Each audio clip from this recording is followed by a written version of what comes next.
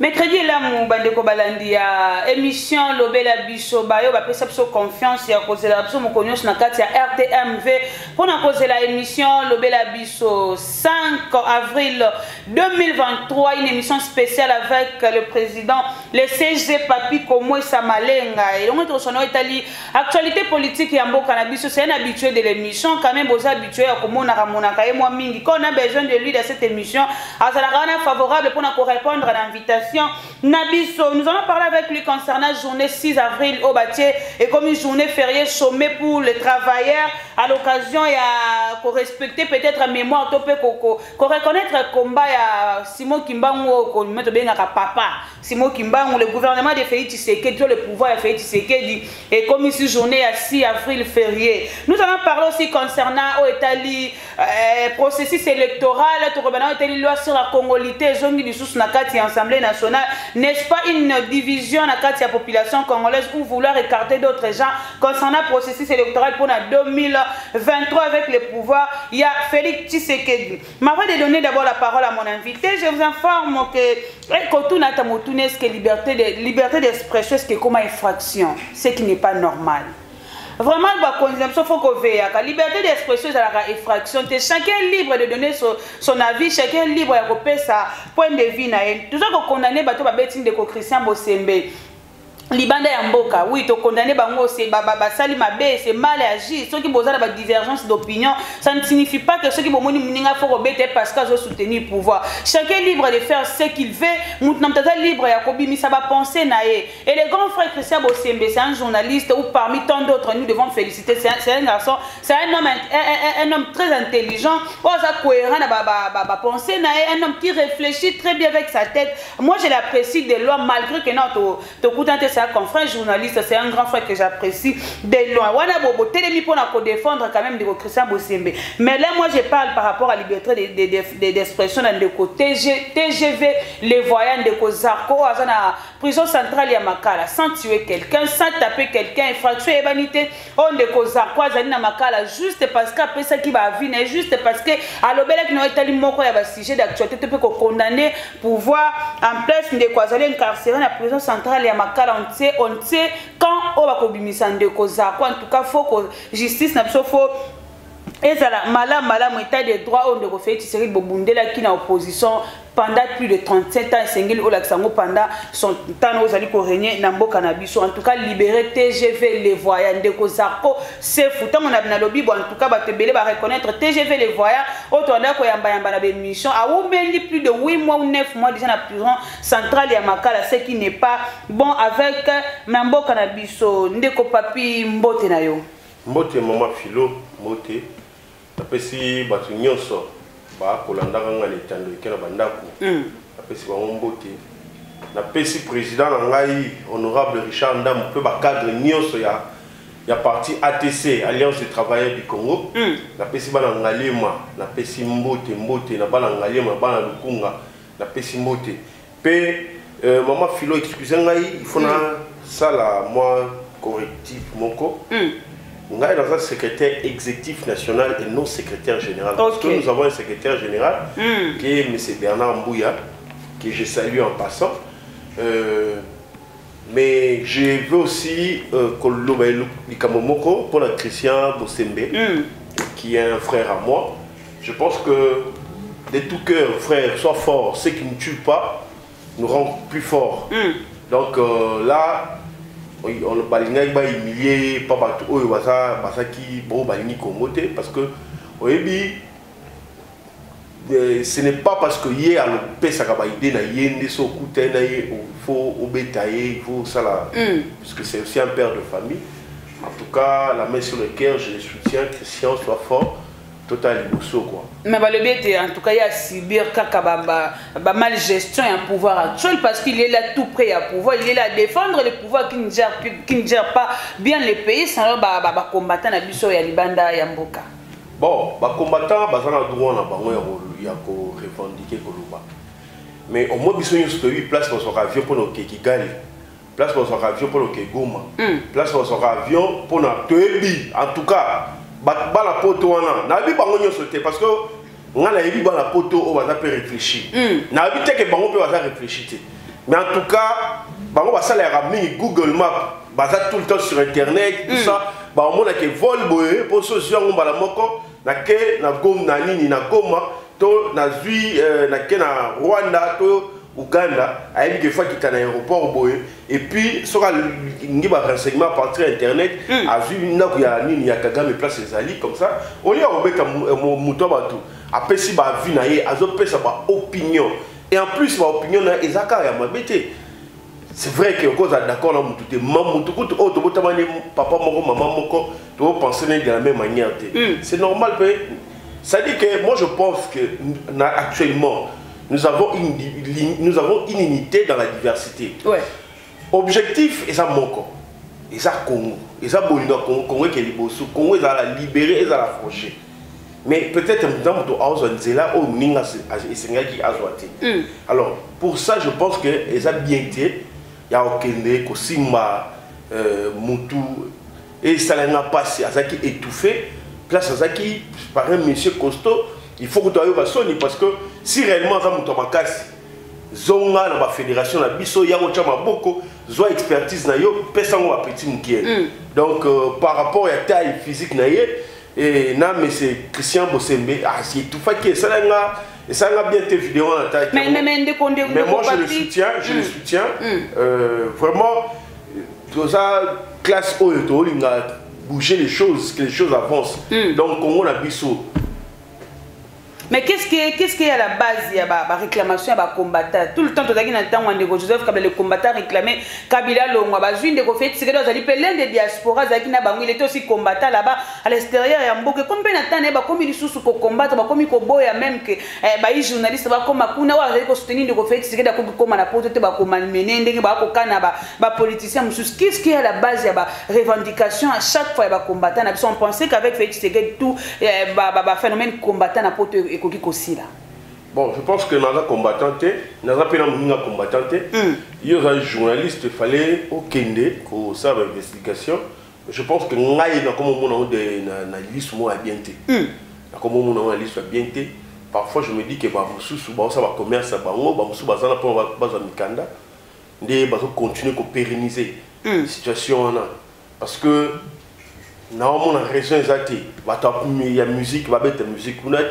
So mutake ça et le salaté mais pendant que bango bana bango peut avoir quelque classe bango ba normalement bazo vaquer dans occupation Bokecho premier na mona concert à Bokecho premier je me pose la question en quoi concert à Bokecho premier est bien et puis concert à Bamsou c'est bien il y a Anguille sous roche moi je pense que à mon sens ton niveau là na tika là niveau là il y a réflexion mais je crois sincèrement que baza libre il y a qu'à s'exprimer, mais qu'on empêche je ne pense pas que Baza n'a monopole donc je pense que Congo a monnaie makamausa la belé expertise na yo na poto roya na mope awa de to moni ba na poto musuba kiti awa basali makamona bango ba entreprise va monter ba engager 2 3 4 personnes au monde que ça soulage tant soit peu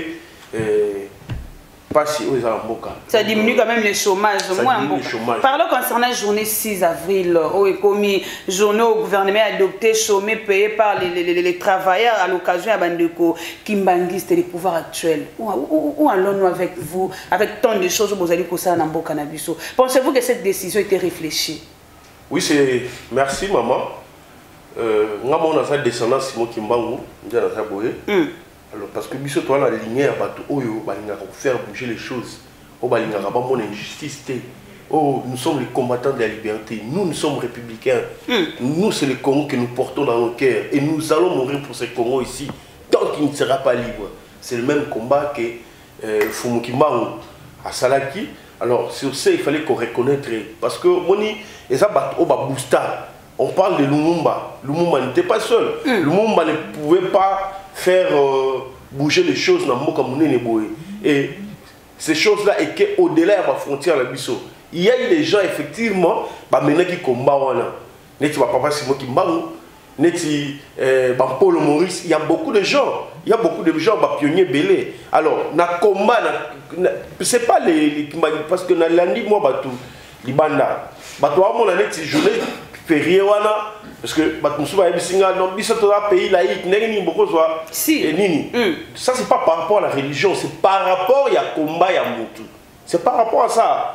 Les 16 fériés pour la Lumumba, tout ça, nous allons rendre des Kabila par rapport à combat. Il y a beaucoup de cicatrices, il y a beaucoup des avancées. Bon, le problème chez nous, c'est que nous n'aimons pas lire.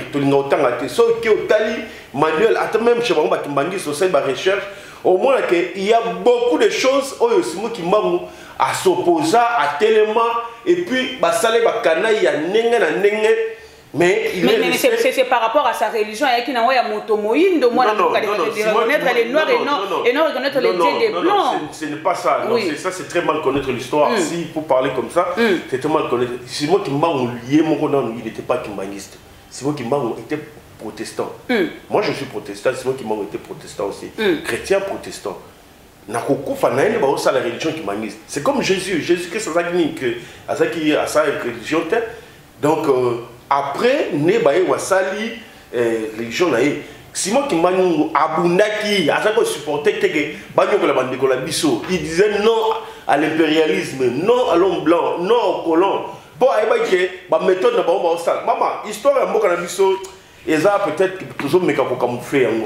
Parce que si on a pour la caoutchouc, ou mutifal, à Sanini, à Longola Nanzete, caoutchouc a parvenu au ton de sa récipient, ce qui était, beaucoup. C'est vraiment pas si. Parce que ça, mais quand on a l'archive, ce qui a été écrit est vraiment déplorable. Je pense qu'il est judiciaire, Mokonza Moka Koswa, aujourd'hui, les Canisiens commémorer un digne fils, Yamoka, ce qui est. Papa Simon mais moi, papi ça ne va pas entraîner d'autres choses dans la religion. Parce que déjà, on parle pas de religion, on parle de combats. Moi, toujours réflexion, il y a Congolais. Non, quand on dit tout il y a une question, vous allez réfléchir par terre à la question. Vous allez réfléchir par terre à la question parce que les gens nous envoient quand même des messages pour te poser à un plateau pour aider au moins partant il y a combat de Simon Kimbangu, faut se le dire que le Congolais ne reconnaît pas combat sur le plan politique. Non. Parce que sur le plan religion de papi question pour répondre, vous allez répondre à ça et ça n'entraînerait pas que d'autres églises aussi les réclament. Catholique peut réclamer que journée comme appelle journée férié parce qu'on nous a accordé na bande Kimbanguiste et d'autres Congolais message sur babine de tirer de la fait pour gagner des voix plus côté église kimbanguiste. Les Congolais, il a fait parce que soit pas ça il n'a pas fait ça pourquoi. C'est ça. Mais il faut comprendre que date c'est pas par rapport à la religion kimbanguiste.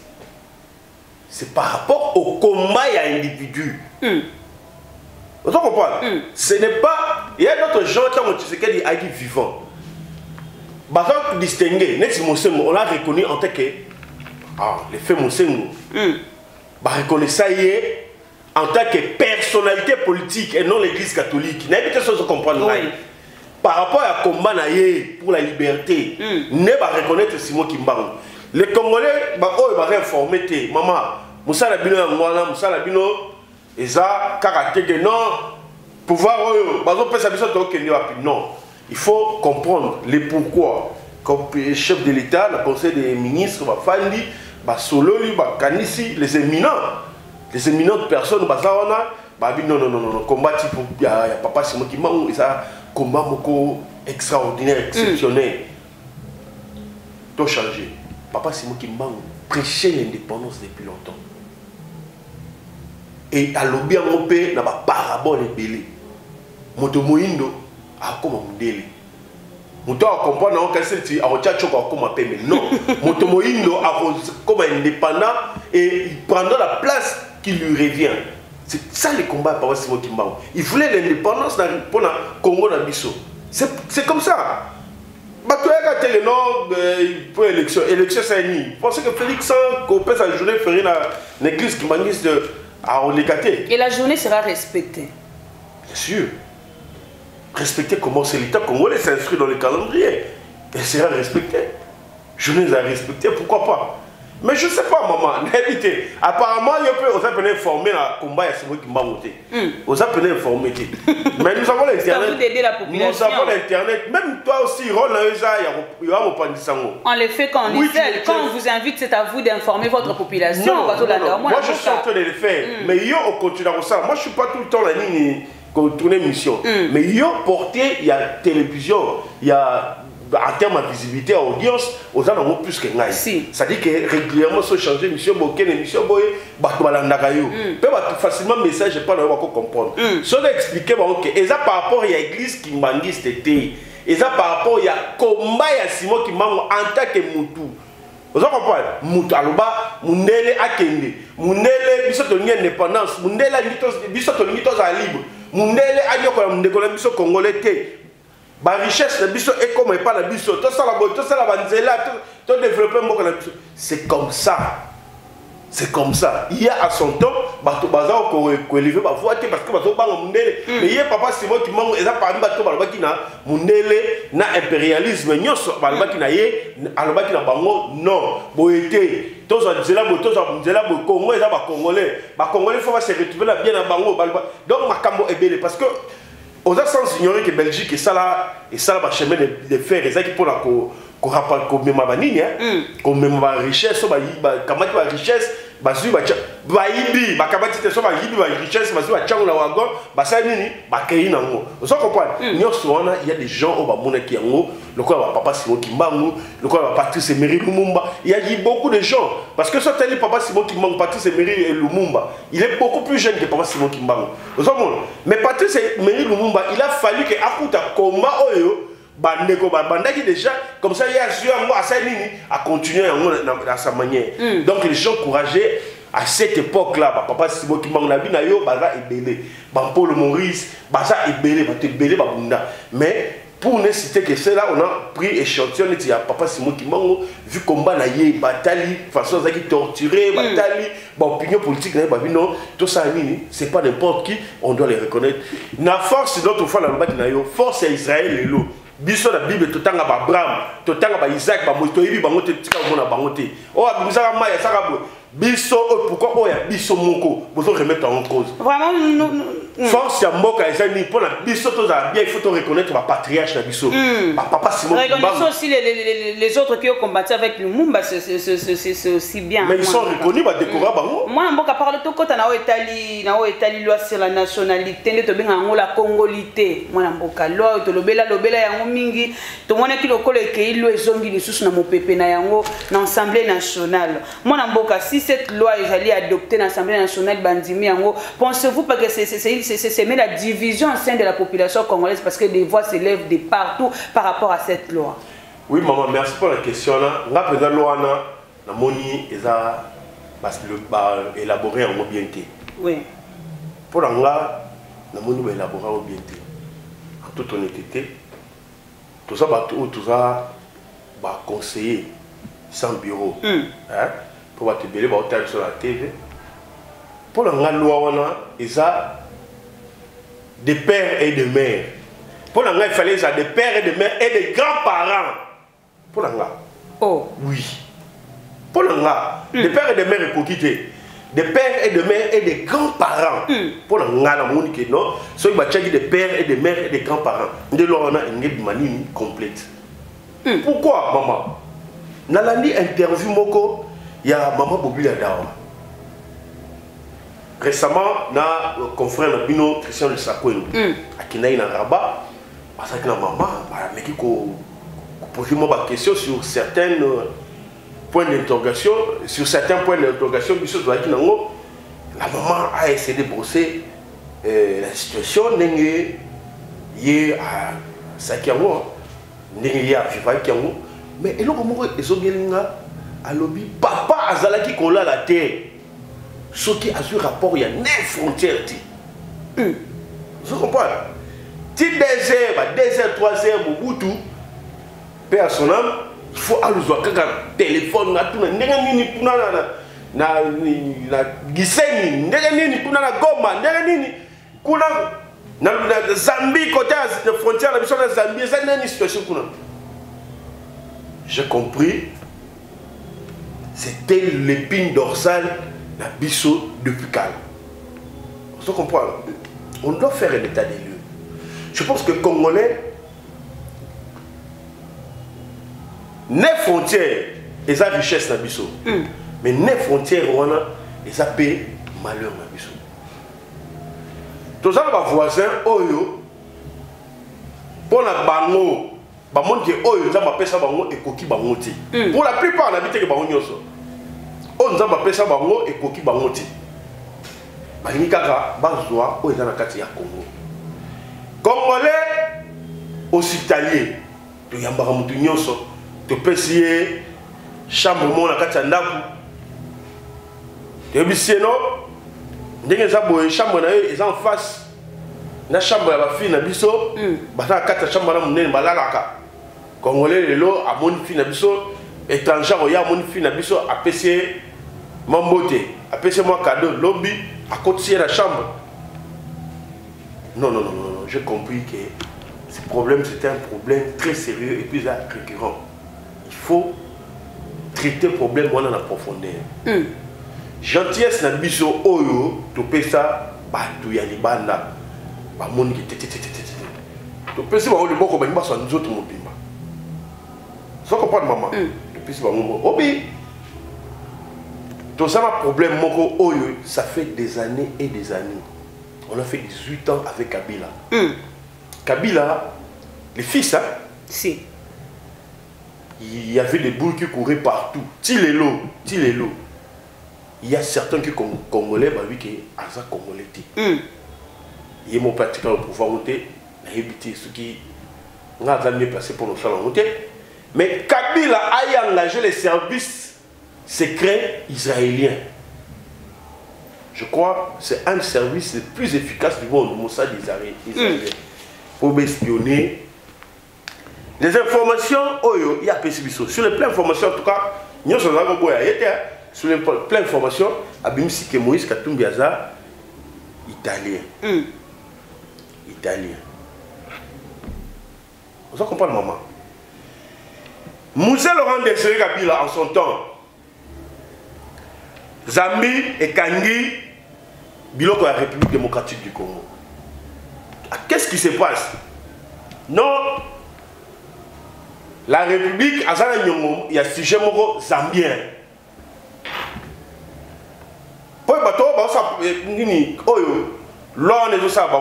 C'est pas moi la République,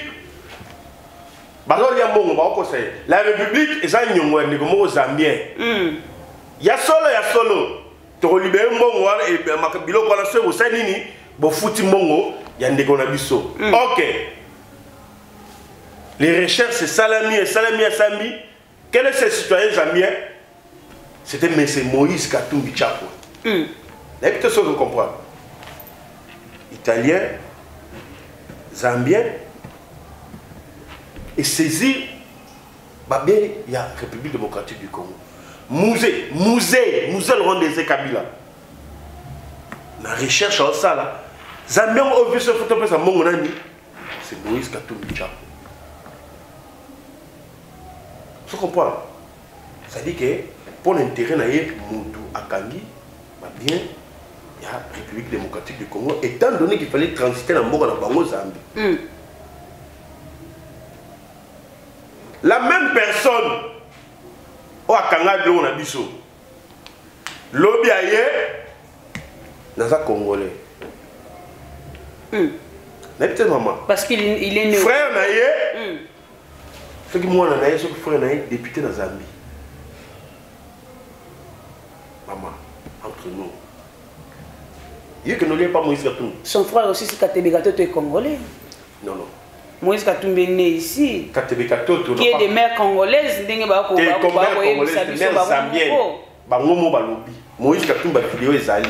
Je suis mon père et fille. Dans Yé mon nom. Yé mon nom. On n'a pas parlé. Yé mon nom. N'habite ça en zone par mon père juif. Alors livré, ma poisson na nini et là on a bango j'ai camine ceux qui c'est lui-même qui l'a dit. Mais loi de Bissot, le bilan de la nationalité congolaise est une exclusive. C'est simple. Mais moi, pourquoi peut prendre des ampleurs quand à un moment où il y a un processus électoral? Est-ce que c'est important? Mais moment où il fallait ça, ma loi, tandis que moi, je m'avais géré le Katanga pendant beaucoup de temps. Il était aussi le gouverneur les mieux félicités parmi d'autres Congolais qui ont géré des provinces. Les mieux félicités pour ça, pourquoi côté qui n'est pas camion belé dans Zambie? À côté de camion minerai dans Zambie. Mais là, Kabila lobby, Azu ba camion et ba minerais au côté de Zambie. Mais ça, au taille à partir de la loi là, moi je suis. Je n'ai rien à voir avec Moïse Katumbi, dans un problème personnalité. Si. Je me réfère seulement à mes propos, dirigeant Mora Saginini, Tenaki. Moi je ne sais pas. Mais de toute façon, ensemble, Bazana va député. Beaucoup de députés, rôle à législateur. Beaucoup de à réfléchir pour la Moka. Ensemble, Bazana va député. MCC est un député. Cash est un député. Donc, il y a sacré un député. Ça veut dire que c'est un débat républicain. On met tout le monde devant l'histoire. Devant ses responsabilités. Mais la majorité qui gagne. Non. La majorité des députés approuve cette loi. La minorité qui est le député de Moïse Katumbi va intercaler le gouvernement. Il y a des dossiers Oyo et créer les variables dans la tendance politique. On appelle l'Assemblée nationale. Il y a des dossiers Oyo par rapport à la réalité. Vous doit dire que ces gens-là ne réfléchissent pas. Et puis un autre fait. Bissot, tu es en guerre contre le Rwanda.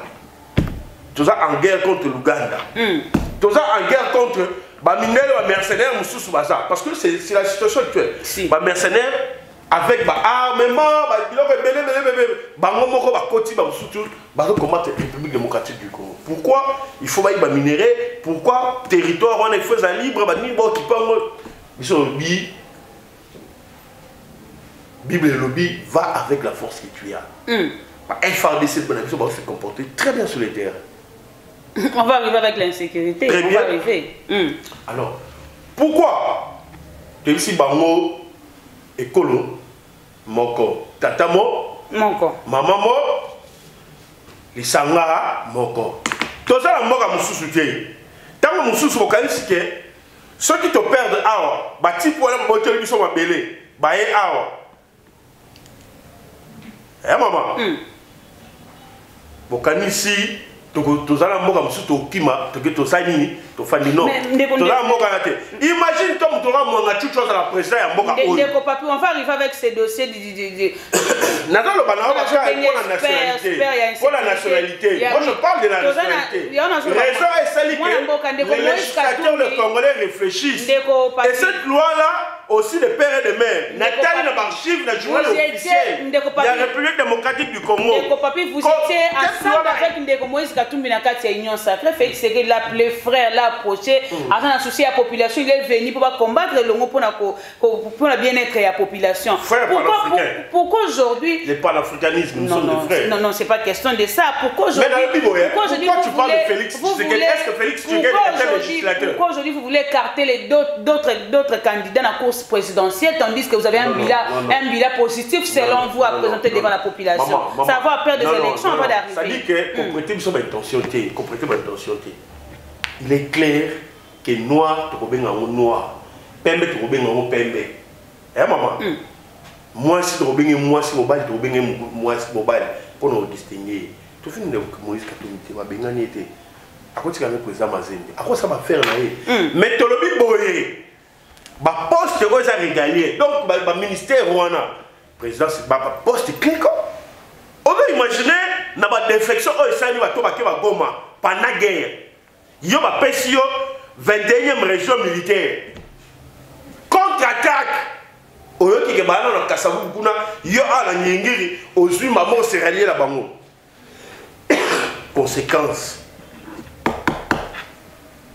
Conséquence. Ndeko Kabila c'est le branchage. Aïe a côté boy.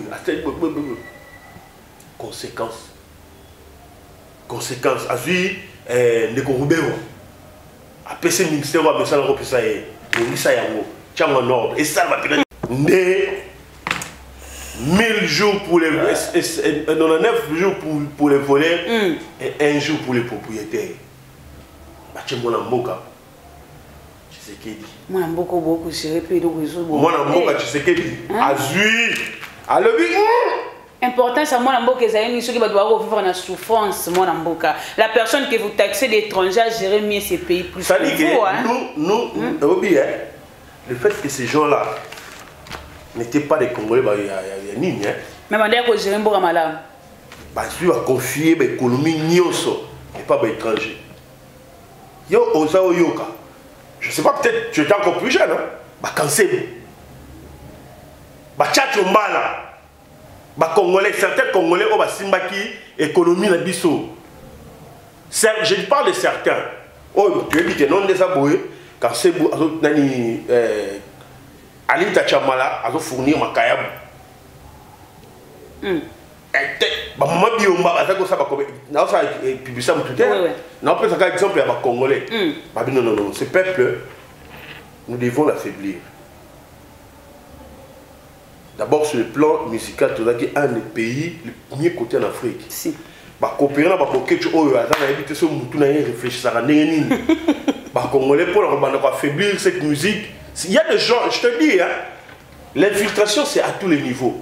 Je pense que le jour où tu es en profondeur, il y a des ONG qui financent ces combattants-là. Certains combattants. Parce que musique n'a pas besoin de talibien. Congo. Le Congo, musique, et ça sous tendance. Par l'interdiction, on va combattre pour les concerts, oui. Ça dit que tu sais que les combattants vont mettre ce que le monde va mission à biso. Oh, mission à biso, ça a un micro, avec un drum, la guitare. Vous comprenez? On a quand ça n'est pas tant déclaré que non, front bitumbezo les canons. Certains combattants vont se porter garant, bah hier, bazo à nous, bazaka bato français internet. Mon Mboka, il faut savoir que les combattants ont plus de maîtrise de la situation et la sécurité. Mboka n'a plus de besoin de bango. On a le bibo, maman. Des pères et des mères, tous ont visé mon touté. Ça dit que on peut. Mais il est inopportun pour le moment, cette loi. Les moments, money. Parlez-moi, c'est celle qui existait. Les gens ne peuvent réfléchir à quel moment est-ce que vous vous savez que dans le processus, il y a un moment où l'insécurité doit combattre son plein dans l'est du pays. Nous acceptons d'abord des armées sous-régionales qui viennent dans notre pays, qui peuvent entraîner d'autres conflits.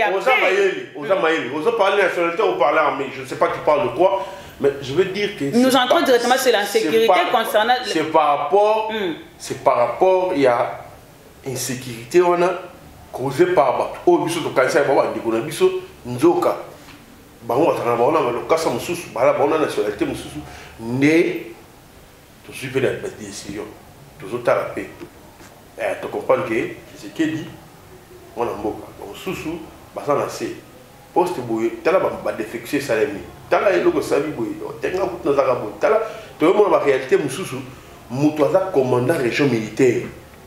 Mais bala nemi balé, bala na armée rwandaise bala fond. Est-ce que Moutouana, bala na axe moko?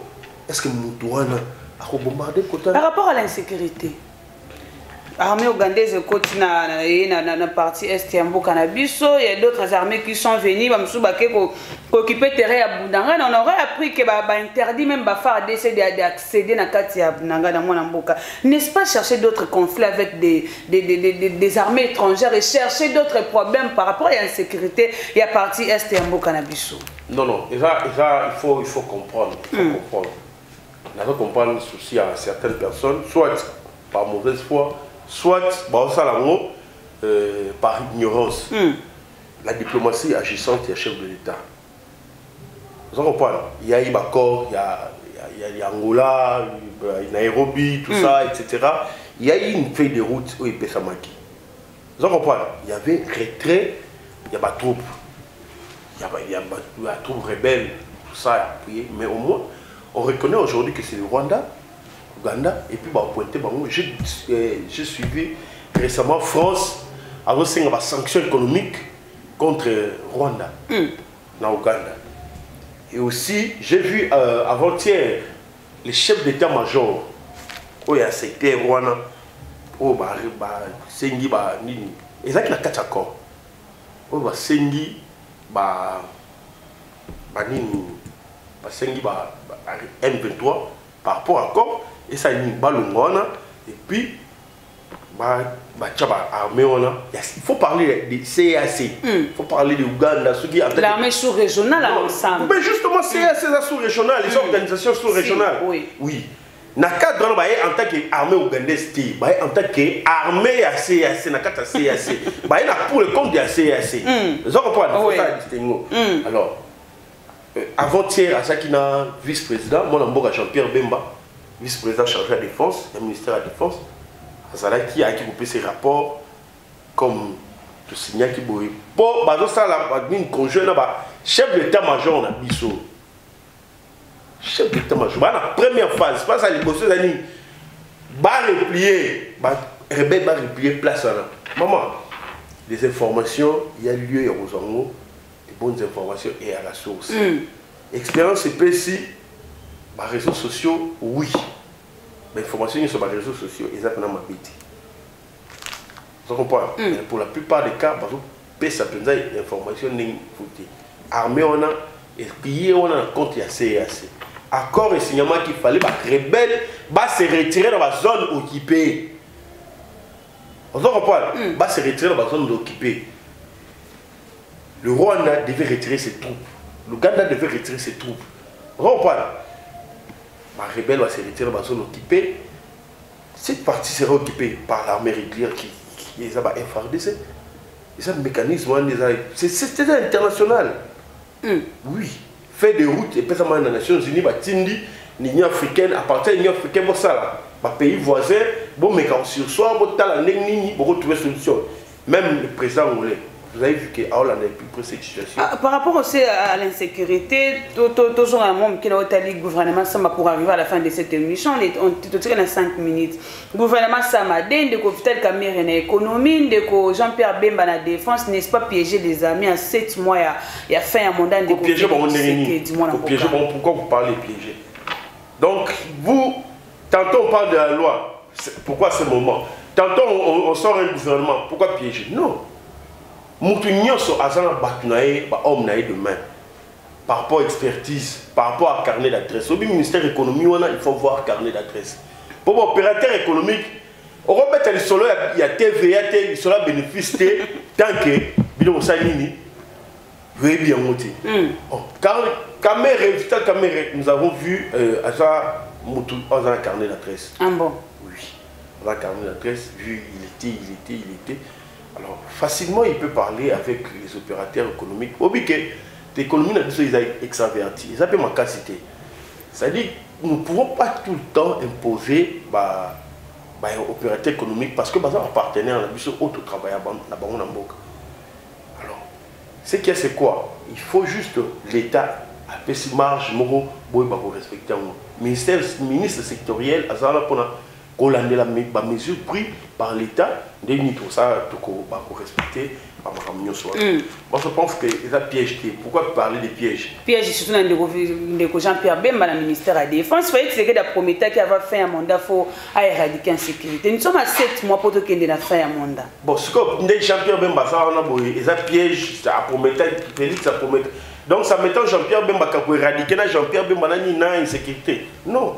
Jean-Pierre Bemba était a beaucoup de défis à relever dans l'insécurité. Non. Oui. Non.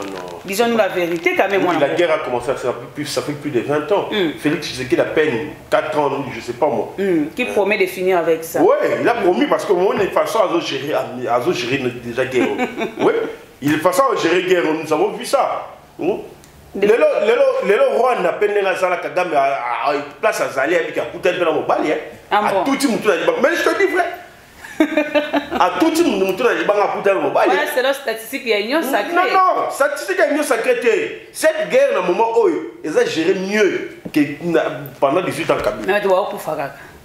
Mais guerre, ça a perdu la vie humaine. Guerre, ça a mis. Papa, maman, excuse-moi. Tout ça comme moi un message, je suis avec gorgé moi c'est pas moi c'est moi là. Nana continue moi moi c'est la limite ba kundia na nini yo mona biloko les arasous. Le problème c'est que on a évolué sérieusement. FRDC asa tout le monde peut force na yé. Ça dit quoi? Rebelle a quoi? Il y a qu'à tenir ça qui va moi va groupe mon va côté va salibo. Non, bah comment on va sortir quelqu'un qu'on appelle FRDC azali. Sortir salibo FRDC azali. Mais et puis je tiens à féliciter ma force autochtone parce que va défendre ma belle à Mboka. Maman, bisous dans la Kinshasa, tu as climatisé, on ne sait pas ni une situation ni une vraie réalité ni. Mais FRDC na biso longonia, mokako soit ernion sur le terrain. Mon mouna so meka kututé. Frappe na biso FRDC alors Kenya. Nous sommes arrivés à la fin de cette émission.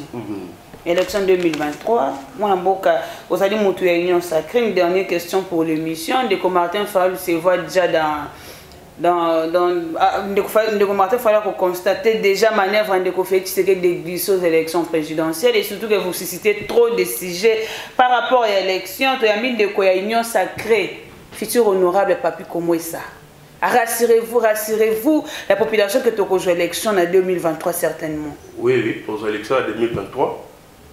De toute façon, la situation sécuritaire, il y a Mboka qui est primordial. C'est-à-dire qu'on n'a pas dit que l'élection est arrêtée pour la situation sécuritaire. Non.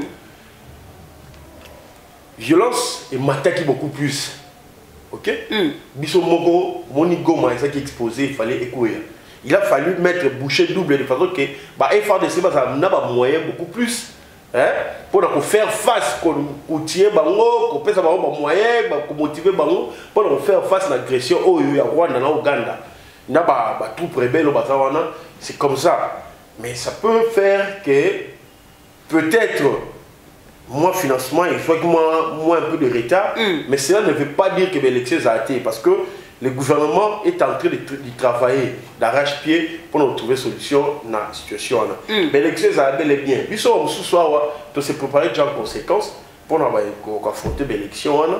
Donc je crois que le moment venu, nous allons partir aux élections. Et nous allons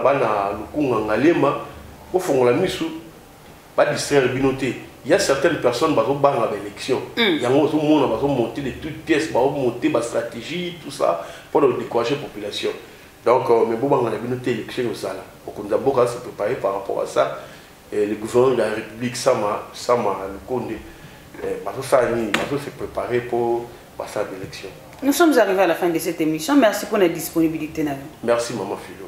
Nous sommes arrivés à la fin de cette émission. Comme vous avez constaté, le plaisir était pour nous de recevoir l'honorable Papi Komwesa, secrétaire exécutif et à Parti Travailleur, ceux qui n'ont pas prononcé en haut. Parti Travailleur, bon, nous sommes un parti travailliste, donc Alliance Congolais Travailleurs du Congo. Merci beaucoup. En tout cas, il y a qui répondre à la question d'actualité qu'on avait besoin de répondre partant à la question publique qui va proposer. Merci beaucoup l'équipe costaud et accompagnant mon colonien sur l'émission. Ndekoja Maes petit mais costaud na sima ya caméra. Papa Gaston na montage plein de trésor et la réalisation. Mais la justice de notre pays en tout cas faut veiller concernant la liberté d'expression. Faut qu'on libère de côté TGV les voyants de Zarko c'est en tout cas voyant combattant tient bon. Monsieur Zarko, mon Dieu assisté au place aux arts, je ne connais pas très bien. Je crois que justice doit être faite. Ceux qui aux arts n'ont problème, tu mérites d'être libre. Parce que nul n'a le pouvoir, il y a qu'à mettre quelqu'un, il y a qu'à priver liberté. Donc, on a dit que ça a bien été, excuse-moi, peut-être des vues, mais en tout cas, je compatis. Ceux qui peuvent aussi répondre, parce qu'il y a un fait dans notre pays, tu dois confondre liberté d'expression et libertinage. Oui. Il y a des nosologues qui ont moi trop dans le déplacer le langage.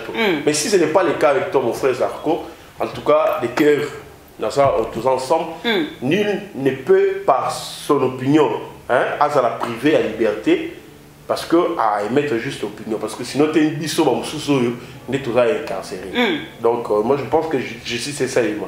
Ceux qui tu n'es pour rien, aux a libre, aux a libéré. Merci beaucoup. Le rendez-vous est pris pour demain avec Ndeko Bellarmé Biamou. Au revoir.